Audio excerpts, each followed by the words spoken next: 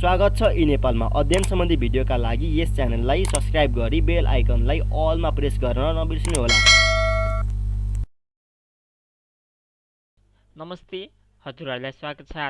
आज म हजुरहरूको सामु फेरि पनि उपस्थित भएको छु र आज म हजुरहरूलाई क्लास 11 मा रहेको एकाउन्ट विषयको पर्चेस बुकको बारेमा केही भन्नेछु, केही एक्सप्लेन गर्नेछु र साथसाथै म old is gold Asmita question ब्याङ्कमा रहेको केही पर्चेस बुकको सोल्युसन पनि गरेर देखाउनेछु, जुन सोल्युसन चाहिँ 2075 सेट बी क्वेसन नम्बर 10 मा सोधेको क्वेसन हो हैन। अब सुरुमा चाहिँ म हजुरहरूलाई पर्चेस बुकको बारेमा भन्नेछु। अब यहाँ हेर्न सक्नुहुन्छ हजुरले, purchase book is a subsidiary book which is prepared to record the goods purchased on credit for selling purchase।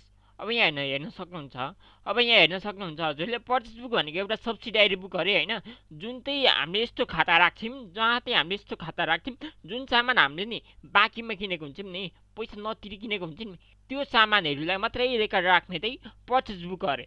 अब जस्तै हामीले अब पर्चेस बुकमा हैन हामीले जुन हामीले सामान किनेको त्यो सामानको पैसा हामीले तिरेको छैनौँ तर सामान लियौँ तर पैसा तिरेको छैनौँ भने यो पर्चेस बुक हो। यदि हामीले सामान तिर्यौँ र पैसा पनि दियौँ भने यो पर्चेस बुकमा आएन। हामीले जब पर्चेस बुकको टेबल बनाउँदाखेरि हामीले सिर्फ उधारोमा ल्याएको मात्रै तिर्नुपर्छ क्या। उधारोमा जस्तै हामीले पैसा नतिरिकन सामान ल्याउँछौँ नि, त्यो मात्रै हामीले यसको टेबलमा राख्नुपर्छ पर्चेस बुकमा। तर पर्चेस एकाउन्टमा चाहिँ हजुरले पैसा तिरेर ल्याएको होस् क्या नतिरी ल्याएको होस् त्यो सबै राख्नुपर्छ। It is also known as a purchase journal, purchase book, purchase day book or invoice book अरे। अब यहाँ हेर्न सक्नुहुन्छ, अब पर्चेस बुकलाई पनि धेरैवटा नामले चिनिन सकिन्छ अरे, जस्तै पर्चेस जर्नल अनि पर्चेस डे बुक र इनभोइस बुक। अब यहाँ हेर्न सक्नुहुन्छ हजुरले, purchase book must be fulfil on the following condition. Purchase book चाहिँ के कुन कन्डिसनमा फिलअप हुन्छ भनेपछि हजुरहरूले वो नम्बर एमा the transaction must be a purchase, मतलब लेनदेन खरिदमा हुनुपर्छ अरे। अब 2 मा जाउँ, the purchase must be good in trade अरे। The purchase must be good in trade भनेको खरिद व्यापार सामानमा हुनुपर्छ अरे। सी मा जाउँ, the purchase must be credit अरे। खरिद क्रेडिटमा मात्रै हुन्छ भनेको पर्चेस हामीले केही सामान किन्यौँ भने त्यो बाँकीमा जुन हामीले सामान किन्छौँ नि बाँकीमा त्यो मात्रै पर्चेस बुकमा लेखिन्छ भनेर। यति नै हो अब पर्चेस बुकको एक्सप्लेन भनेको, धेरै छैन एक्सप्लेन हैन। तपाईँले यति बुझ्नु भने हजुरहरूले सजिलैले गर्न सक्नुहुन्छ। अब हामी सिधै 2075 मा सोधेको क्वेसन हो, सेट बी क्वेसन नम्बर 10 मा सोधेको क्वेसन हो हैन। र अब हामी चैत्र 5 क्रेडिट पर्चेस फ्रम गोपाल। मैले चैत्र 5 मा गोपालको दोकानबाट केही सामान उधारोमा किनेको छु अरे हैन। अब हामी त्यो सामानतर्फ जान्छौँ हैन। अब यहाँ हजुरहरूले देख्न सक्नुभयो, एकाउन्ट बुक 10 कपिस RS 500। मैले जम्मी एकाउन्टको बुक 10 वटा किनेको हैन। एउटा एकाउन्टको बुकलाई चाहिँ 500 पर्छ अरे हैन। एउटा एकाउन्टको बुकलाई 500 पर्छ भनिसकेपछि 10 वटा एकाउन्टको बुकलाई कति पर्छ त? 10 × 500 इक्वल टु 5000 RS। 10 वटा एकाउन्टको बुकलाई चाहिँ 5000 पर्ने रहेछ। अब अर्कोमा जाउँ, इकोनोमिक बुक्स 20 कपिस @ RS 300 इच। मैले जम्मी 20 वटा इकोनोमिकको बुक किनेको हैन। 20 वटा इकोनोमिकको बुक किन्दा नि एउटा इकोनोमिकको बुकलाई नि 300 पर्ने रहेछ। अब 20 वटा इकोनोमिकको बुकलाई कति पर्यो त? 20 वटा इकोनोमिकको बुकलाई 20 × 300 गर्ने एन्सर आयो 6000 RS। मैले जम्मी 20 वटा इकोनोमिकको बुक किनेको हैन। 20 वटा इकोनोमिकको बुकलाई चाहिँ 6000 पर्ने रहेछ र एकाउन्टको बुक 10 वटा किनेको, 10 वटा एकाउन्टको बुकलाई चाहिँ 5000 पर्ने रहेछ। हाम्रो चैत्र 5 को ट्रान्जेक्सन सिद्धिसकेको छ हैन। अब हामी चैत्र 12 को ट्रान्जेक्सनमा जाउँ। चैत्र 12 मा के भनेको छ भने, चैत्र 12 क्रेडिट पर्चेस फ्रम रमेश। मैले चैत्र 12 मा हैन रमेशदेखिकै उधारोमा सामान किनेको रहेछु। अब त्यो सामानतर्फ जाउँ। अब यहाँ हजुरहरूले हेर्न सक्नुभयो इङ्ग्लिस बुक 20 कपिज @RS250 भनेको छ। मैले जम्मा इङ्ग्लिसको बुक 20वटा किनेको अरे होइन। अब 20वटा इङ्ग्लिसको बुक मैले किनेको अरे, तर एउटा इङ्ग्लिसको बुकलाई चाहिँ 250 पर्ने रहेछ। एउटा इङ्ग्लिसको बुकलाई 250 पर्छ भने 20वटा इङ्ग्लिसको बुकलाई 20 × 250 इक्वल टु 5000 RS 5000 RS। मैले जम्मा 20वटा इङ्ग्लिसको बुक किनेको होइन। 20वटा इङ्ग्लिसको बुकलाई चाहिँ 5000 पर्ने रहेछ। एउटा इङ्ग्लिसको बुकलाई 250 पर्यो भने 20वटा इङ्ग्लिसको बुकलाई 5000 पर्ने रहेछ। अब हामी अर्कोमा जाउँ। अर्कोमा के भनेको छ भने management book 15 copies RS 400 each. मैले जम्मा म्यानेजमेन्टको बुक 15वटा किनेको, तर एउटा म्यानेजमेन्टको बुकलाई चाहिँ 400 पर्ने रहेछ। अब त्यसो भए 15वटा म्यानेजमेन्टको बुकलाई कति पर्छ त भन्दा 15 × 450 इक्वल टु 6000 RS 6000 RS। हजुरहरूले यहाँ देख्न सक्नुभयो चैत्र 12 मा 20वटा इङ्ग्लिसको बुकलाई 5000 र 15वटा म्यानेजमेन्टको बुकलाई 6000 पर्ने रहेछ। अब हामी चैत्र 18 को ट्रान्जेक्सनमा जान्छ। अब हामी चैत्र 18 को ट्रान्जेक्सनमा जान्छौँ। अब चैत्र 18 को ट्रान्जेक्सनमा के भनेको छ भने Chaitra 18 30 exercise book were purchase from Pant on cash @RS 100 each. यहाँ चैत्र 18 मा के भनेको छ भने जम्मा मैले 30वटा एक्सर्साइज बुक किनेको अरे। कोबाट? प्यान्टबाट। केमा? क्यासमा किनेको अरे, तर एउटा एक्सर्साइजको बुकलाई चाहिँ 100 पर्छ अरे। अब यहाँ हेर्न सक्नुहुन्छ हजुरले यो पर्चेस बुकको टेबलमा इन्ट्री हुँदैन चैत्र 18 को, किनकि यहाँ त चैत्र 18 को यो जुन सामान किनेको छ नि 30वटा एक्सर्साइज बुक किनेको छ नि यो त क्यासमा किनेको छ नि त। त्यसैले यो पर्चेस बुकमा इन्ट्री हुँदैन, किनकि पर्चेस बुकमा सिर्फ क्रेडिटमा किनेको सामानहरू मात्रै इन्ट्री हुन्छ। जस्तै मैले केही सामान उधारोमा किनेको छु भने त्यो मात्रै इन्ट्री हुन्छ। तर चैत्र 18 मा त मैले पैसा दिएरै सामान किनेको रहेछु नि त 30वटा एक्सर्साइज बुक। त्यसैले चैत्र 18 को पर्चेस बुकमा इन्ट्री हुँदैन। अब हामी सिधा टेबलतिर जान्छौँ। हजुरहरूले यहाँ देख्न सक्नुहुन्छ टेबल होइन। मैले टेबल अलरेडी बनाइसकेको छु। टेबल बनाउनु अलिक टाइम लाग्छ, त्यसैले मैले टेबल अलिक छिटो बनाएको छु। त्यसै अब हजुरहरूले यहाँ देख्न सक्नुभयो। अब यहाँनिर हामीले फिलअप गर्न बाँकी छ डेट होइन। अब यहाँनिर पार्टिकुलर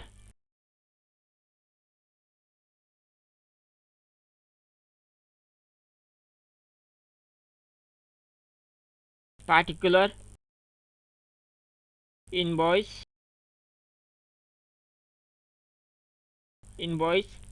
LF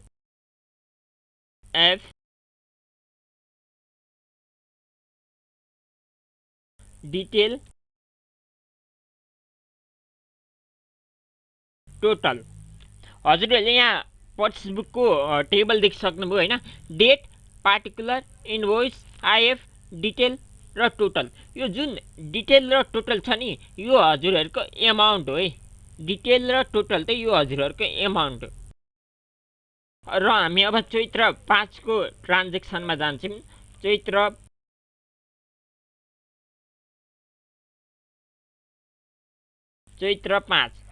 5 मा के भनेको छ त क्रेडिट पर्चेस फ्रम गोपाल अरे।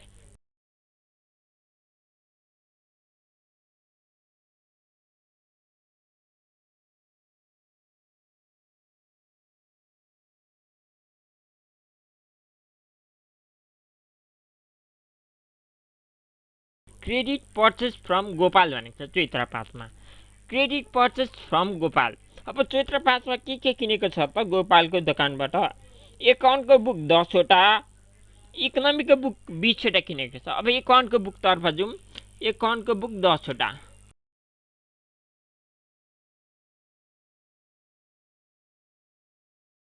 एकाउन्ट बुक 10 copies @rs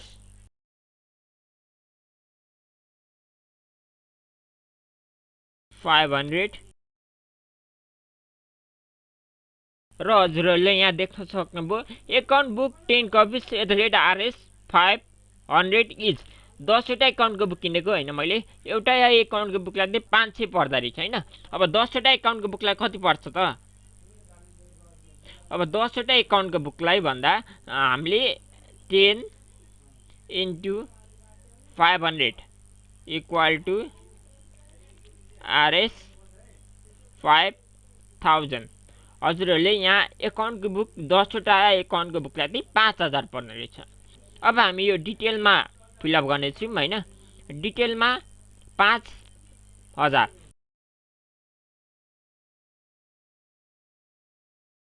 अब फेरि अर्को के छ भनेपछि इकोनोमिक बुक 20 copies भनेको छ।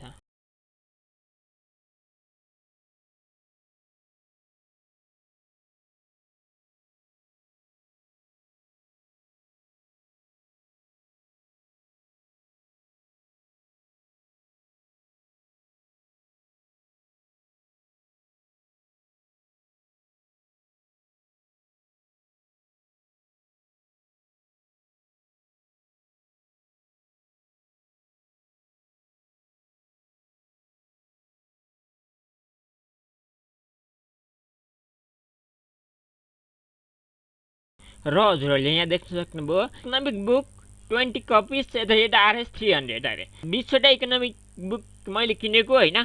तर एउटा इकोनोमिकको बुकलाई 300 अरे 20वटा इकोनोमिकको बुकलाई त कति पर्यो त? 20वटा इकोनोमिकको बुकलाई 20 × 300 = 6000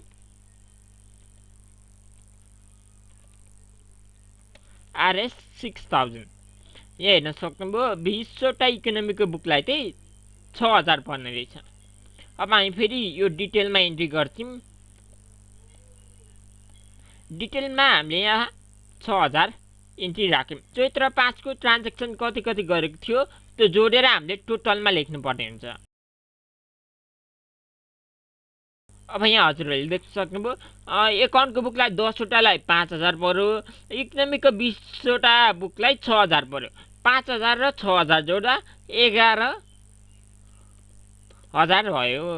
अब हामी चैत्र 12 को ट्रान्जेक्सनमा जान्छौँ।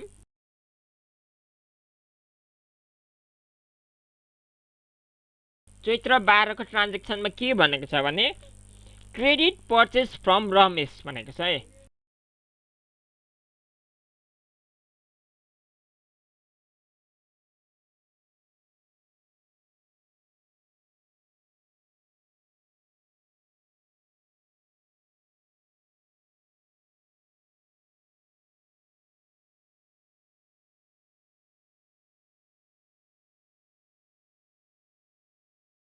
क्रेडिट पर्चेस फ्रम रमेश मैले रमेशबाट होइन केही सामान उधारोमा किनेको छु होइन। अब त्यो सामानतर्फ जाउँ। त्यो सामान के भनेपछि मैले इङ्ग्लिसको बुक 20वटा किनेको रहेछु र म्यानेजमेन्टको बुक 15वटा किनेको रहेछु। अब हामी इङ्ग्लिसको बुकको इन्ट्री गर्छौँ।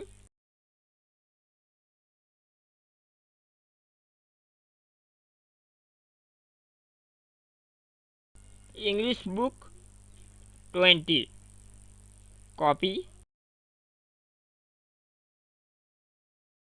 copies @rs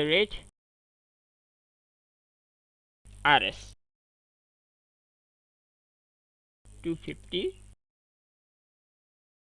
र हजुरहरूले यहाँ हेर्न सक्नुहुन्छ मैले जम्मी इङ्ग्लिसको बुक 2टा किनेको। एउटा इङ्ग्लिसको बुकलाई चाहिँ 250 अरे। एउटा इङ्ग्लिसको बुकलाई 250 भनिसकेपछि 20वटा इङ्ग्लिसको बुकलाई कति पर्यो त? 20 × 250 गर्दा एन्सर आयो 5000। मैले जम्मी 20वटा इङ्ग्लिसको बुकलाई चाहिँ मैले 5000मा किने अरे। अब हामी फेरि यो यता इन्ट्री गर्छौँ। यो डिटेलमा पनि इन्ट्री गर्नुपर्ने हुन्छ। डिटेलमा 5000 डिटेलमा 5000 इन्ट्री राख्यौँ। अब अर्को के भनेको छ भने म्यानेजमेन्टको बुक भनिरहेको छ।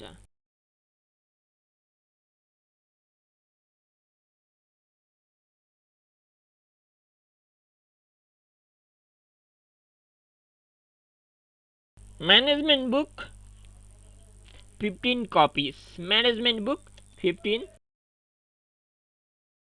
copies at the rate RS 400 each. यहाँ हजुरहरूले देख्न सक्नुभयो मैले म्यानेजमेन्टको बुक जम्मी 15वटा किनेको। एउटा म्यानेजमेन्टको बुकलाई चाहिँ चार्ज अरे 15वटा म्यानेजमेन्टको बुकलाई कति पर्यो त? 15वटा म्यानेजमेन्टको बुकलाई 15 into 400 equal to RS 6000। अब हामी फेरि यो डिटेलमा इन्ट्री गर्नेछौँ। डिटेलमा इन्ट्री गर्दा यहाँनिर आयो 6000। हाम्रो यो चैत्र 5-12 को ट्रान्जेक्सन सिद्धिसकेको छ। चैत्र 18 को ट्रान्जेक्सन यहाँ हाल्नु पर्दैन, किनकि चैत्र 18 को ट्रान्जेक्सनमा त यहाँ त क्यासमा किनेको हो नि त। क्रेडिटमा किनेको भए चाहिँ हामीले हाल्नु पर्थ्यो, क्यासमा किनेको छ त्यसैले हामीले हाल्नु पर्दैन। अब हाम्रो यति नै हो। अब यहाँदेखि जस्ट अब हामीले यो जोड्नु पर्ने छ है।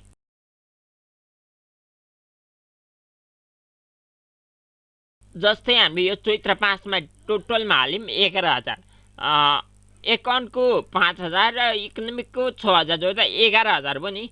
अब यहाँ पनि त्यस्तै इङ्ग्लिसको 5000 म्यानेजमेन्टको 6000 जोड्दा कति भयो? यहाँनिर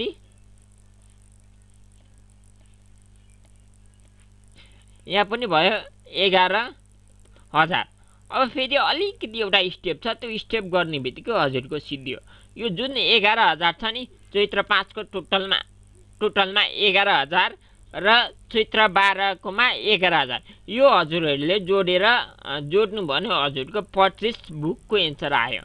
11000 मा 11000 जोड्दाखेरि 22000, यो भयो हजुरको पर्चेस बुकको एमाउन्ट।